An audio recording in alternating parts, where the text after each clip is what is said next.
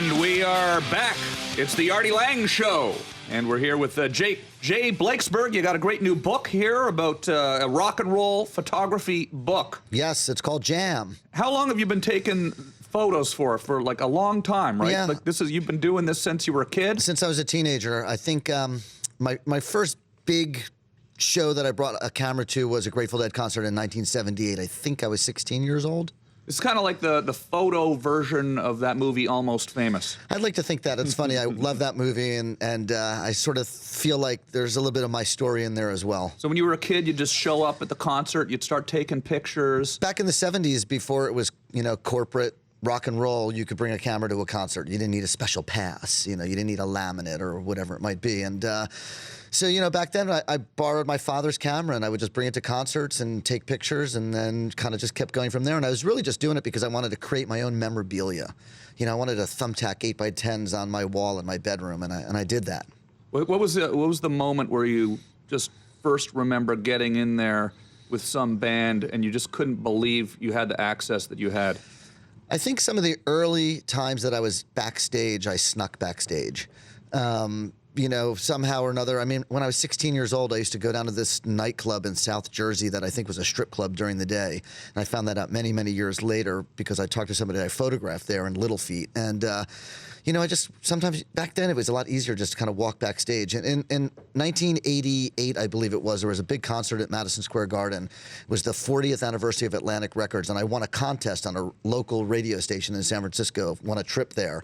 And I brought a laminate from a marathon race that I had from college and just walked backstage at Madison Square Garden. And, wow. Led Zeppelin was playing, and Crosby, Stills, and Nash. And, and that was sort of like the beginning of my career, starting to, try and make it as a photographer. It was very early on for me. So you are from the Bay Area? I'm from New Jersey originally. But you moved out to the Bay Area? Yeah, I moved to the West Coast in about 81. I went to college up in Olympia, Washington, the Evergreen State College. Okay. And then I moved down to the Bay Area. I can never remember if it was 84 or 85. So it's been a while, and that's kind of my whole career has basically been in the Bay Area. I've never been, a New York-based or an LA-based photographer. Okay. And I think it had its advantages because, there's so much attention when you're in New York. I remember going to like a meet and greet. I think it was Sting in LA, and I was with some friends from A&M Records, and I went backstage in LA, and there was hundreds of people swarming about, and movie stars, and everybody wanted to be there, and hundreds of people from the record company. And in San Francisco, there'd be 5 people backstage. Right. And so it was always easier. I think the publicists and the record company people and the magazines, they liked being able to do photo shoots outside of LA and New York because there was a lot less pressure on their artists to be doing stuff. Right. So that worked out. It worked out good for me. And and one of my big passions has been the Grateful Dead. Earlier tonight I was over at the Best Buy Theater with Phil Lesh from the Grateful Dead, and they're doing, I think, 4 or 5 nights there. Tonight's their first night. And they're based in the Bay Area, so it was sort of like this draw to get there. So that's the first concert that you go to, and you take a camera, you take your dad's Pentax. Exactly. 1978. And you see that culture from the get-go. You see the Deadhead culture, and you just say, hey, I want to be a part of this, and I'm going to bring a camera. Almost. It was shortly thereafter. I mean, by that show in 78, I think maybe it was my 2nd, 3rd, 4th Grateful Dead concert. Maybe I saw the Jerry Garcia Band once or twice. But shortly after that, within, I would say, another 6 or 8 months, I was like traveling 3, 4, 5, 6 hours by car to go see the Grateful Dead. There's that scene in Freaks and Geeks, the last episode where Lindsay's dancing to American Beauty, the Grateful Dead record, by herself in her bedroom. That was me. For real, like, in my mother's living room in suburban New Jersey, dancing by myself to the Grateful Dead. So when did you get sort of the access to the band that you now have? How did that develop? I did my first assignment for Rolling Stone magazine in 1987, November of '87. Actually, I guess that anniversary's coming right up this week, I think. It was a free concert in downtown San Francisco with U2. I'm in the movie Rattle and Hum. I'm the guy down front with the Nikon and the mullet. You can't miss me. And so that was my first assignment for Rolling Stone magazine. I think I've gone on to do about 300 assignments for the print magazine since.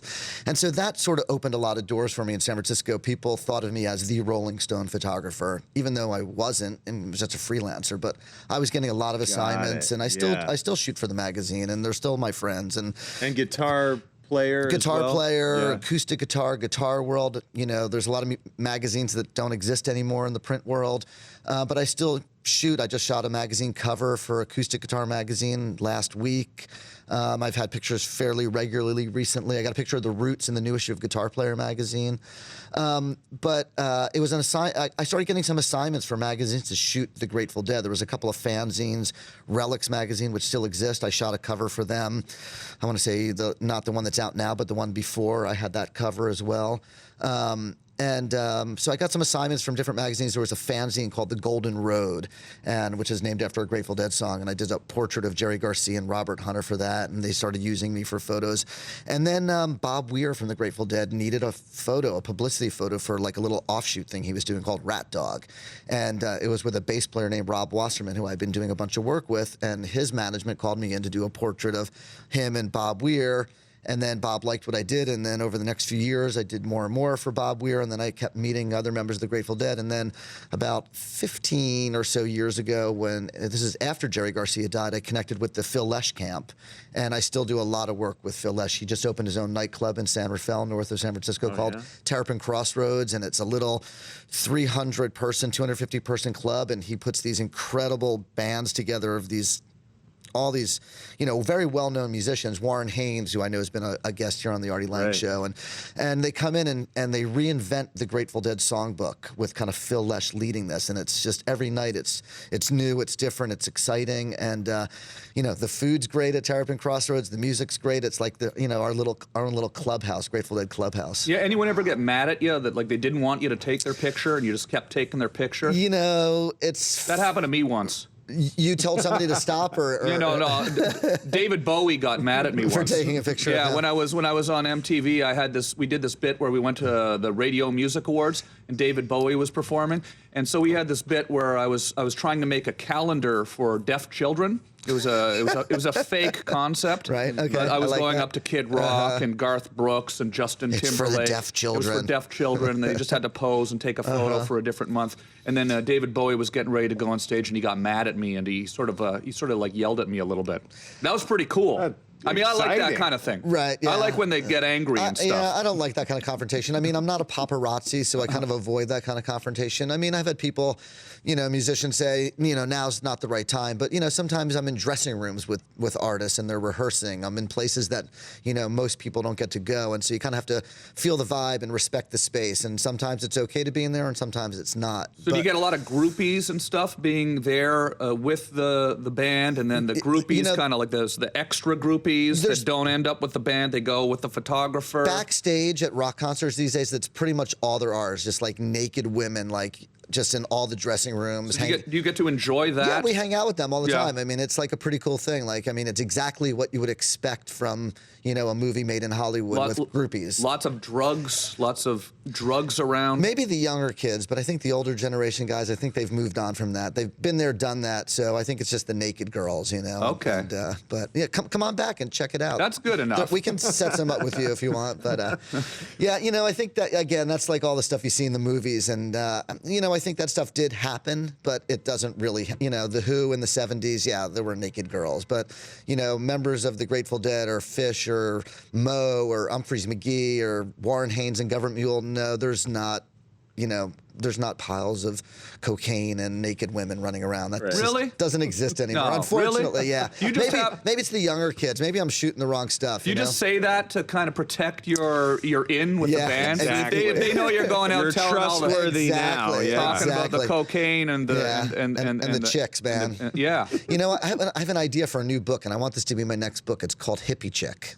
Like just beautiful young hippie girls dancing at music festivals. Yeah, there's some good pictures like that in here. Girls covered in mud, all lathered up in mud. Was that at Woodstock? That was at Gathering of the Vibes, which is a great festival just north of New York City in Bridgeport, Connecticut, that I've been shooting the last 5 or 6 years now. Why is there always mud at these rock and roll festivals? Don't they know that? Because they're all in the summer and it rains and it's the East Coast, and then there's mud, and then these hippies can't help themselves but to roll around in it. Is there a single image that you would say is your favorite photo that you've ever taken?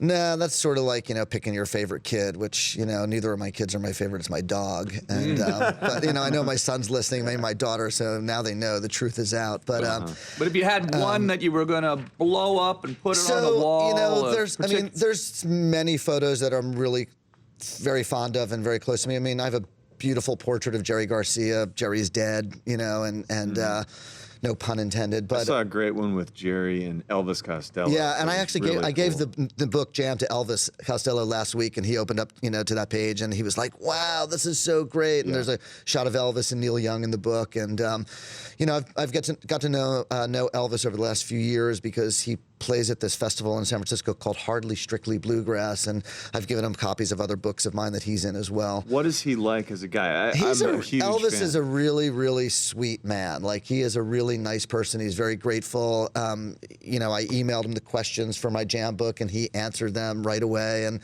he was just on it, like I've never been intimidated by him, and he's a true music fan, I mean, he's an old hippie at heart. I mean, when he was, doing new wave punk rock music in the late 70s, he was already listening to the Grateful Dead and Neil Young and stuff like that in the early 70s. So he had this spot inside of him, and he knew, that the magic was there and that it was something different. But that's, his music went in a different direction, but he's covered the Grateful Dead in his shows, a couple of different songs. Okay, well, we're going to take a break. We'll be back with Jay Blakesberg talking about your book, Jam, and give us a call if you want to talk about rock and roll, 888-936-8822. You're watching The Artie Lange Show.